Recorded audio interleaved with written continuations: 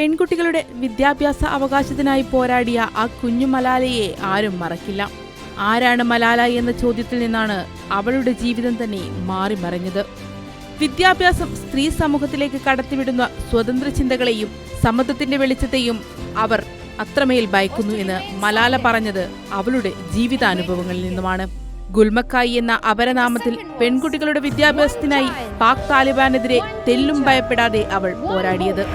വിദ്യാഭ്യാസത്തിനായി പോരാടിയതിന് താലിബാന്റെ കൊടും ക്രൂരതയ്ക്ക് ഇരയായതോടെയാണ് മലാല യൂസുഫ്സായി എന്ന അന്നത്തെ 11-കാരിയെ ലോകം തിരിച്ചറിഞ്ഞു തുടങ്ങിയത്.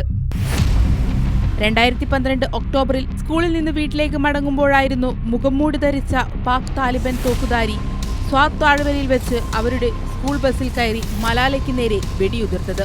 ഇംഗ്ലണ്ടിലെ ബർമിംഗ്ഹാം ആശുപത്രിയിൽ 10 ദിവസത്തിനു ശേഷം അവൾ ഉണർന്നു. അക്രമത്തെക്കുറിച്ചും ലോകമെമ്പാടുമുള്ള ആളുകൾ അവളുടെ രോഗശാന്തിക്കായി പ്രാർത്ഥിക്കുന്നുണ്ടെന്നും ഡോക്ടർമാരും നഴ്സുമാരും അവളോട് പറഞ്ഞു. പാകിസ്ഥാനിൽ സ്വാധീനം ചെലുത്തിയ താലിബാൻ തീവ്രവാദികളെ തുരത്തണമെന്ന ചിന്ത പാക് പൗരനിൽ ഉണർന്നു തുടങ്ങിയത് മലാലയ്ക്ക് വെടിയേറ്റതിന് പിന്നാലെയാണ്.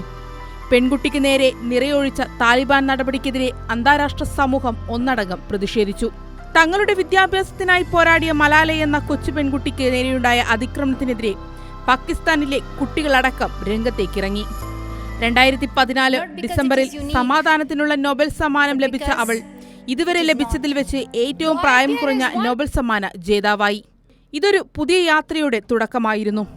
മലാല ഫണ്ടിലൂടെ പെൺകുട്ടികളുടെ വിദ്യാഭ്യാസ അവകാശത്തിനായി പോരാടുന്ന നേതാക്കളുടെയും പ്രവർത്തകരുടെയും ഒരു ആഗോള ശൃംഖലയുമായി അവൾ പ്രവർത്തിക്കാൻ തുടങ്ങി. I am Malala, but I'm also Shazia. I'm Kainat Somro. I'm Mozoon. I am Amina. I am those 66 million girls who are deprived of education. ഒരു കുട്ടിക്ക്, ഒരു അധ്യാപകന്, ഒരു പുസ്തകത്തിന്, ഒരു പേനയ്ക്ക് ലോകത്തെ മാറ്റിമറിക്കാൻ കഴിയും എന്നവൾ ലോകത്തോട് പറഞ്ഞതും ജീവിതാനുഭവത്തിന്റെ വെളിച്ചത്തിൽ തന്നെയാണ്. ഇന്നത്തെ സാഹചര്യത്തിൽ താലിബാൻ അതിക്രമങ്ങൾ തുടരുമ്പോഴും അതിന് ട്രംപിന്റെ അധികാരത്തിലുള്ള അമേരിക്ക പിന്തുണ പ്രഖ്യാപിക്കുമ്പോഴും മലാലയുടെ പ്രവർത്തനത്തെ, അന്നത്തെ 14-കാരിയെ ലോകം ഓർക്കാതിരിക്കില്ല. കനത്ത നാശനഷ്ടങ്ങൾ സംഭവിച്ച ഗാസയിലേക്ക് മാനുഷിക സഹായങ്ങൾ എത്തിക്കാൻ ഇസ്രയേൽ ഭരണകൂടം അനുമതി നൽകണമെന്ന് മലാല യൂസുഫ്സായി ആവശ്യപ്പെട്ടു. ലോകമെമ്പാടുമുള്ള സമാധാനത്തിനായി ശബ്ദിക്കുന്നവരോടൊപ്പമാണ് താനെന്ന നിലപാടിൽ നിന്നും ഒരു ഇഞ്ച് മാറാൻ ഇന്നും അവൾക്കായിട്ടില്ല. Saranya Poyyeri, news desk, Kairali news.